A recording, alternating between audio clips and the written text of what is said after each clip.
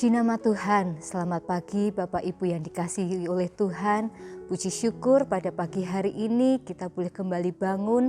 Dan sebelum kita beraktivitas, kita mau sama-sama dibekali oleh kebenaran firman Tuhan. Renungan pada pagi hari ini saya ambil di dalam Lukas 13 ayat yang ke-6 sampai ayat yang ke-9. Di sini Tuhan memberikan perumpamaan tentang pohon ara yang tidak berbuah. Ada seseorang yang mempunyai kebun anggur dan di situ ada pohon ara. Ketika pemilik kebun anggur ini berjalan-jalan dan melihat pohon ara tersebut, ternyata tidak ditemukannya buah pada pohon ara tersebut. Sehingga pemilik kebun anggur ini berkata kepada penjaga kebun, "Tebang saja pohon ara ini, sudah 3 tahun tidak ditemukan juga buahnya." Bapak Ibu yang dikasihi oleh Tuhan, pohon ara ini sudah mendapatkan tempat yang terbaik untuk ditanam, sudah ada perawatan, namun ternyata tidak ditemukan juga buahnya. Jangan sampai kehidupan kita seperti pohon ara ini. Kita sudah mendengarkan firman Tuhan, kita sudah berdoa, kita suka beribadah, bahkan kita melayani Tuhan.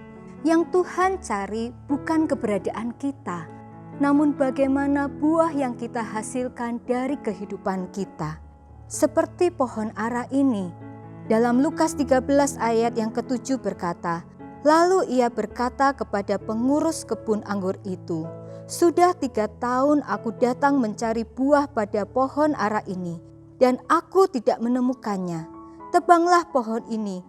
Untuk apa ia hidup di tanah ini dengan percuma?'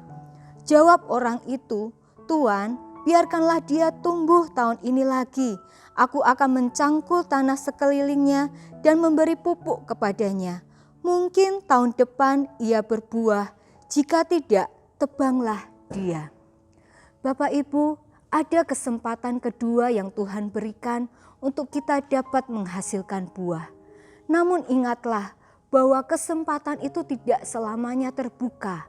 Ada waktunya nanti kesempatan itu akan tertutup dan kesempatan itu akan hilang. Oleh karena itu, renungan pagi hari ini mengingatkan kita, sudahkah kehidupan kita menghasilkan buah yang dicari oleh Tuhan?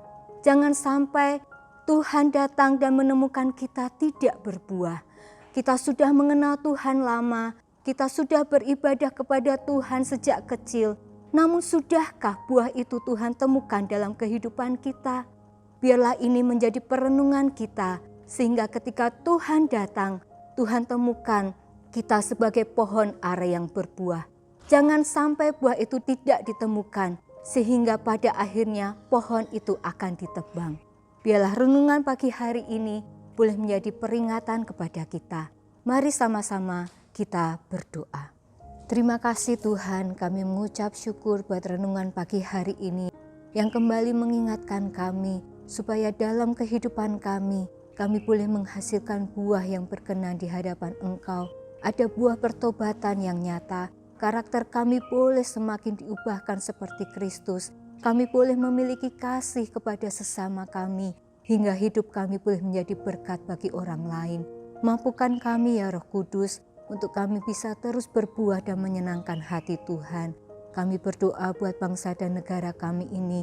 Tuhan tolong dari Bapak Presiden sampai pemerintahan yang ada di bawahnya, supaya mereka boleh bekerja dengan benar. Mereka boleh gunakan kekuasaan dan jabatan dengan benar.